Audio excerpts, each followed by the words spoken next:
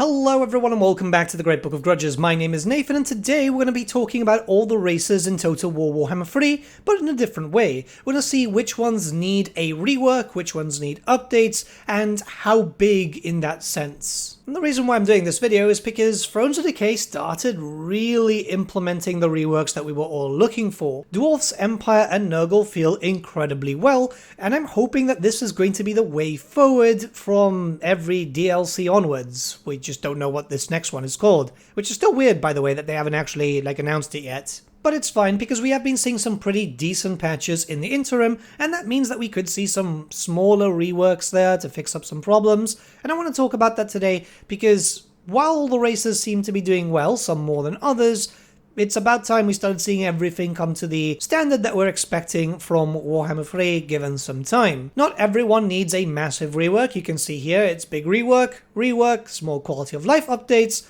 just the characters, giving a little mechanic here and there, or just they're done. So yeah, without further ado, let's begin. But before anything, this video is sponsored by Instant Gaming. Instant Gaming is a platform where you'll be able to buy games at discounted rates for your PC, Xbox, PlayStation. There's a lot there. And all these games are always discounted, meaning that even a new title comes out with a discount. Gaming isn't cheap, especially as more and more developers are releasing titles after a pretty hefty drought that we've had in the gaming industry. And yeah, you want to pick up the best deals, especially as the cost of literally everything else is going up. So you'll be able to get stuff at a discount here like I've done with Stalker 2. It's a game that I've been waiting for a long time now.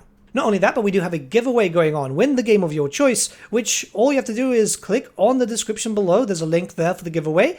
Sign up and that's it. You don't even have to make a purchase, which is pretty damn cool. We've been doing these giveaways monthly so far, and they've been pretty fun, so I'm glad that people are taking well advantage of this. And as always, buying a game with my special link in the description below, well, that supports the channel at no extra cost to you, so we all kind of benefit here. And since there is a Total War DLC coming up very soon, well, hopefully, you'll be able to get the best deal anywhere. As always, thank you to Instant Gaming for the sponsorship, and now let's return to our regularly scheduled programming. Alright, so we're going to start off with the Beastmen. The Beastmen mechanically are perfectly fine. Sure, there's a few things that could change here and there, but as a race, especially after the Silence and the Fury DLC, they play incredibly well. They were one of the worst DLCs back in Warhammer 1 and then early Warhammer 2, and then late Warhammer 2, they got really, really fixed up. Mechanically, I don't think anything needs to change about the race as a whole, rather than just some small quality of life updates, but even then, I don't think it's that big of a quality of life update thing.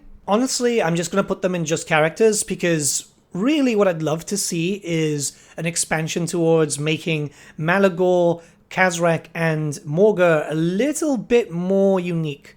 Morgur does have the kind of attached skills, I guess, but it would be nice to just make everything a little bit more structured, because right now Taurox is the most unique one of the legendary lords, and it would be nice if by the end of the franchise everyone had something a little bit unique, not just the Beastmen, just to differentiate them for more replayability. Okay, we're looking towards Bretonnia now. You guys might not know this, or you guys might not remember, but Bretonnia has actually had 2 different reworks in the lifespan of this series. Once in Warhammer 2, which was the introduction of Rapans and a few quality of life updates, and the second during Warhammer 3, which, yeah, a lot of things didn't work during that time. Like the trough mechanic and so on just didn't work. It was updated after a while, but I feel like it's still not there. Bretonnia doesn't feel like what it should be. None of the lords feel unique, and Bretonnia still doesn't have that Crusader feel where they can actually go on crusades. Rapans is fun, she has a unique mechanic for herself, but I feel like they need a third rework. Not a big one, mind you, not like a massive one like we had for the Dwarfs recently, but at this point, it would be nice to just give them a crusade mechanic, because I think everyone wants that. You want the DS Vault wherever you can, and then just a small mechanic here and there for everyone else. For example, it would be nice if the Fey Enchantress had access to the Kislevite Hogwarts mechanic. That means that you could get some better spellcasters, as it makes sense for her to be able to get some better ones. There's been a lot of conversation over the years of whether or not Bretonnia should get a paid DLC so they can justify more work being done onto them, and I fall in the camp that they should. There's still a lot that they could do with Bretonnia, and if they could get access to like Foot Knights and a few different things, like the changes that came into Warhammer the Old World, obviously that's a different IP, but communication and deals can be done with Games Workshop. It could actually bring in a lot of stuff, but we're going to have to wait and see. Chaos Dwarfs. Now this one's going to be the different one compared to everyone else, because I did say earlier in the video it'd be nice if every character had a unique mechanic. I don't think that's needed with the Chaos Dwarfs. I think the Chaos Dwarfs are functionally done, mostly because their race mechanic is so all over the place. They've got so much to do. I think adding in some extra complexity to already complex race, yeah, I don't think that it's needed. I think they're really fun as it is. I enjoy the Chaos Dwarves. I was playing a Chaos Dwarf campaign last week. It still stands as one of my favorite DLCs. That's why we don't even have to do like the whole justification for it. Same thing for Daniel. He's done. It's just that simple. I know some people might be thinking, well, he could do with a few updates. And yes, that works. But at the end of the day, he's got a unique mechanic. The faction is very unique in its own right because it's Chaos Undivided. He's also constantly getting new content every time there's a Chaos DLC, and it looks like we're just going to be getting a lot of Chaos DLC moving forward. So I feel like he's fine. Honestly, my only issue is that there's no items. That's pretty much it. Mostly because they had an event which introduced a bunch of Tzeentch items, and then there's nothing else for Khorne, Slaanesh, or Nurgle, or even Undivided. So yeah, other than that, it's a fun race. I just don't like Daniel personally. Alright, Dark Elves. So Dark Elves themselves need a pretty hefty rework. This is because they've largely remained untouched since Warhammer 2. What they did get is a small update, which some people don't like, obviously, with the Dick Tax situation for Warhammer 3 for the Immortal Empires launch, but they still feel very vanilla, and it's kind of disappointing because they're a very popular faction, especially since they actually ended up getting a decent amount of DLC and a decent amount of FLC stuff too. I'm putting them in big rework because they need a big overhaul from how they play, something a little bit more fun with a little bit more slaving, and also, yeah, some characters need to be given some unique mechanics. Most of them do, which is really nice, but it doesn't feel like there's a reason to play as Malekith, and really Morathi is just really bare bones. They gave her the Demonettes and they gave her Slaanesh Corruption, but that's pretty much it. A little bit more could be done with that. Okay, so we don't have to talk much about the Dwarfs, so we're just going to jump right in. It's just characters. We've had the third and final rework. Well, technically there was a 3.5 because it added in the whole delve system and so on. But yeah, we're good. Dwarfs are really good. If the only thing that really needs to be done is just a few unique mechanics here and there. Something a little bit for Ungrim, for Belagar. Belagar could do with a proper touch-up, that's for sure. He really, really needs one. And then Thorgrim and maybe Thoric.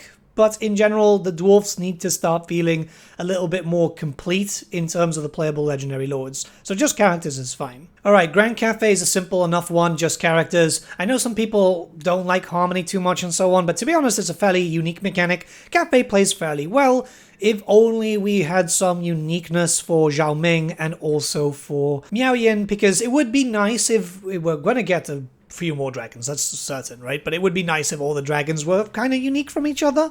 It's something that, you know, is explored in lore. Zhao Ming is very close to the ogres. There should be a bit more for that. But other than that, you know, pretty good spot. Alright, so Greenskins. Now, we can't really talk about this too much because the DLC is coming soon and we'll be able to find out what's actually going on with that. So we know that they're likely going to do some sort of updates because usually with DLCs, we've seen it in Frontier Decay, someone or something has gotten updated. They don't need a rework though. The rework that they had during the Warden and the Paunch really fixed up a lot of problems for the Greenskins. So I would say at this point it's just characters, so we're just going to talk about that here. Really, it would be nice if every different Greenskin character had a unique mechanic, and this is to differentiate them all, right? So it's Grimgor, Wurzag, Azag, kind of Skarsnik too, that feel a little bit empty. Grom's really full there, and I'm assuming, well, we kind of expect already that Gorbad is going to be quite large in terms of mechanics, so just fixing up the characters every now and then would be great. Hopefully something is coming in 6.0 to just make things a little bit different. The really important thing to call here is that the Greenskins are like a collection of sub-races, so they're all supposed to be a bit different. Okay, High Elves. So, High Elves are in a pretty good spot, actually. Look, they need updates. The characters feel very vanilla, especially when you compare them to DLC loads and so on. As they actually got a fair amount of content during Warhammer 2, they need to feel a little bit more. I don't know why. Yes, I know that the High Elves are supposed to be like the vanilla faction. It's one of those things that has always been known, but a little bit more would be great, right? There needs to be a reason to defend Ulthuan. There needs to be more use for like the whole intrigue system. It just feels really bad. The Empire did a really good way of doing it, which was just copy pasted originally from the Elves essentially. So a little bit more would be great here. That and characters need to give a proper fleshed out tech list. Tyrion would be nice to get updated. Now I'm very heavily suspecting that they're going to get a DLC straight after whatever this next one is called, because it's going to be, Slaanesh, High Elves, and hopefully Dark Elves. I mean, that's the general consensus, but I think everyone's kind of spot on at this point. The only problem there is Dark Elves would need a pretty big-ish rework, so I'm not sure how that could work, but then again, Slaanesh doesn't really need that much of an update. It feels fine. Khorne would just be small quality of life updates. We know that, for example, there is the changes to the Skull Throne coming. That's something that they showed off in a dev diary, but to be honest, Khorne's in a really good spot. I know some people might think otherwise, but they play exactly as you expect them to play. It's just no think, just stab, right? And it works really, really well. Honestly, I didn't think I was going to like Khorne when they originally showed it off and we had the early access for, Warhammer 3's launch and stuff, but it ended up becoming one of my favorite factions because I just really enjoyed playing around with them. It's really, really decent, and I imagine that whatever they do for 6.0, I mean, we already know some stuff that's coming, Arbal and Skulltaker and so on. It's just going to add to it. So small quality of life updates like the Skull Throne thing, and it's pretty much done. Kislev needs a massive rework, and we're going to talk about this properly here because Shadows of Change was lackluster, yes, but I think it's just because maybe Games Workshop doesn't have the Kislev book done properly, fully yet, because it's empty. It's absolutely empty in terms of how Kislev feels as a faction. If you play Warhammer 3, you've got the kind of stupid Troy mechanic there for the churches and the state, which is Catherine versus Constantine. Boris just exists to help them, doesn't have anything there. A lot of issues are there with Kislev. It's gotten better over patches and so on, but I feel like Kislev just is empty. It just really feels odd to me, which is funny because like the next two races are going to feel exactly the same way. But yeah, I don't know what's going on. It's just, they just don't click with me, and I don't think I'm the only one. Alright, Lizardmen, big update, big rework, big everything. The problem is here that the Lizardmen fell tremendously behind everyone else when it came to Warhammer 2. Like, it's weird. They got DLC. They actually got a fair amount of DLC, a fair amount of FLC, but they fall behind really, really badly.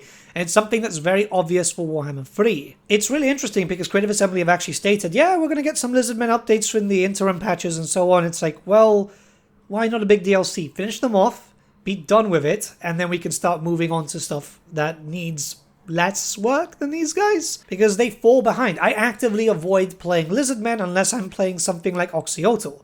Literally just Oxyotl. Alright, Norsca now. So yeah, big rework. I mean, it's one of these things, there's no need to justify it, right? Norsca is a faction and a race which shouldn't have been a DLC, let's be very honest there, has completely been ignored, was ignored in Warhammer 2, was ignored in Warhammer 3. There's time for them to get something, there's definitely time, but it just feels like emptiness, and it's odd, right? Because a lot of people like the idea of Norsca. Hell, I was super hyped up for them in Warhammer 1, but now, more than ever, they just feel like Chaos Light.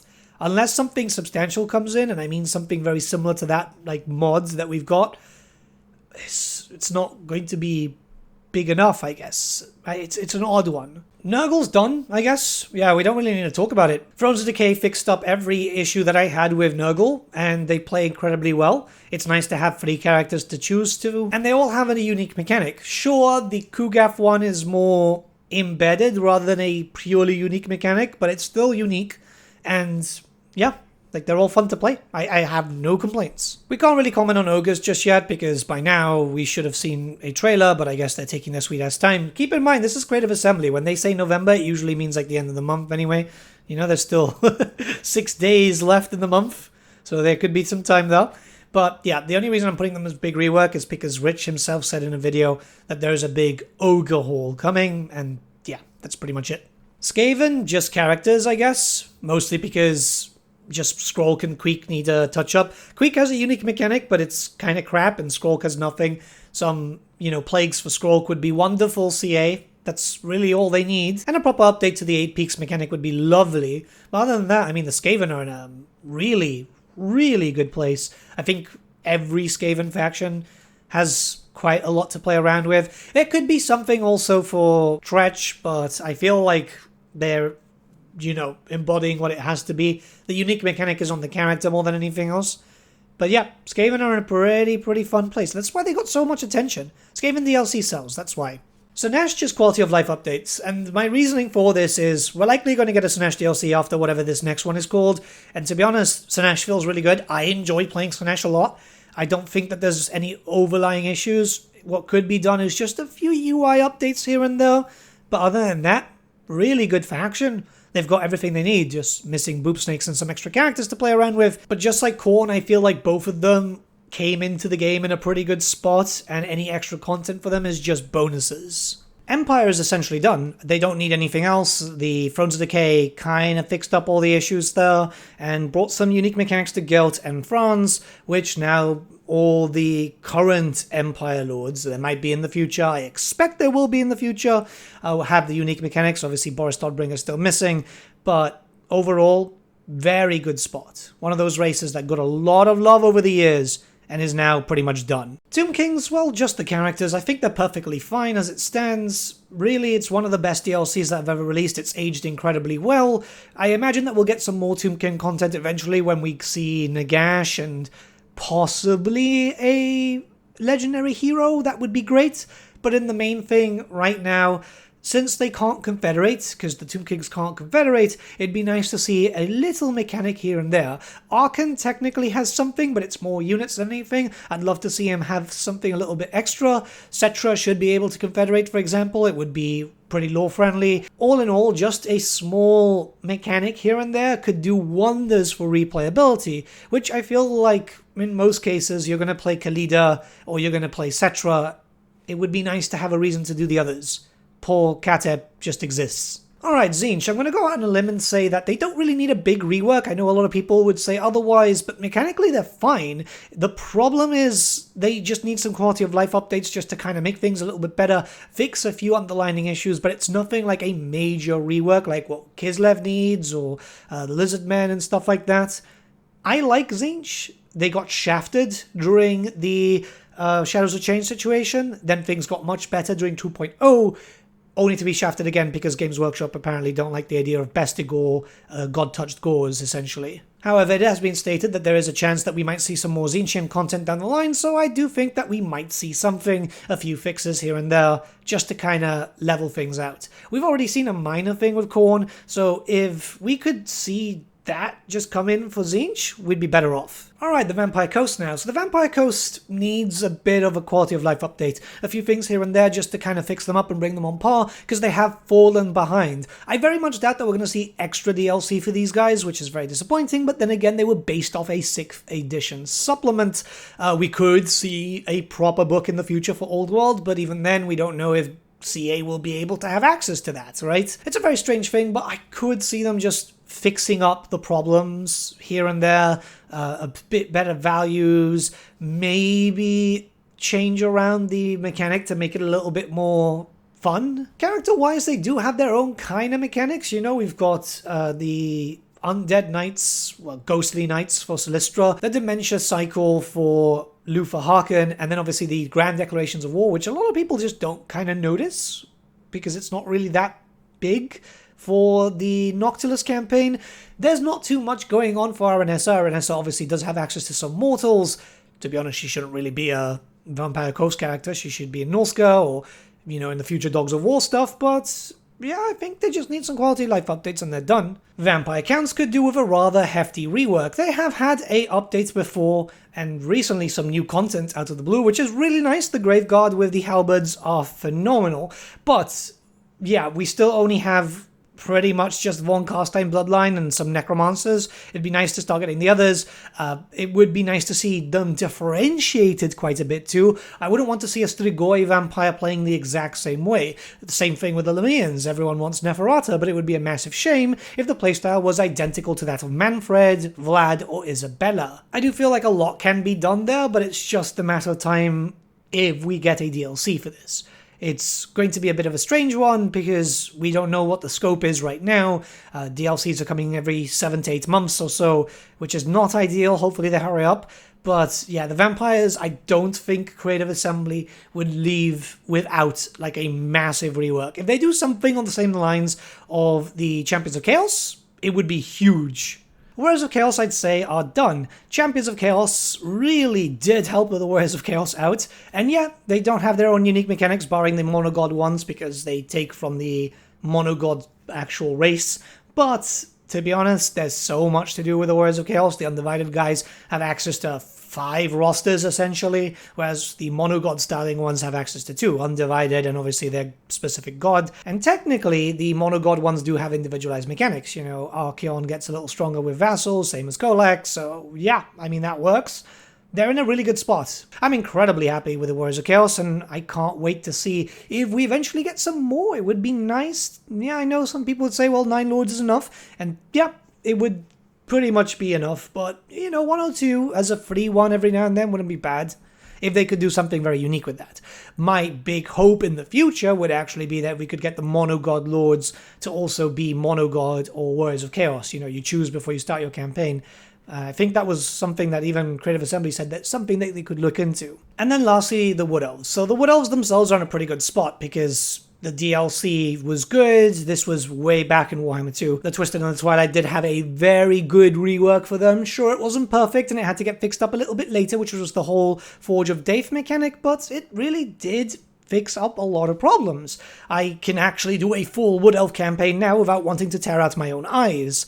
It would just be nice if we had a little bit for Orion and a little bit for Durfu to make them a bit more unique, as obviously the Forge of Daith is more of the twins thing, and we do have Draika with her own unique mechanic where you're focusing more on the trees.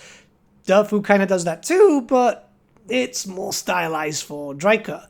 But yeah, I mean, just an update for those 2 characters and they'd be perfect. It would be nice to get some more Wood Elf stuff in the future. I know some people did want the Meadow Chariot and so on, but that's more of the case if Creative Assembly ever want to do sub-races like the Eonair. I don't know if they'd ever do that. It's looking like it might never happen. It would be nice though. Though these are just like my suggestions, my theories, and my thoughts regarding these races and factions. Obviously would be a bit different from different people's eyes. Let me know what you guys think in the comments below. I just wanted to talk about this because, you know, a lot of them are feeling great.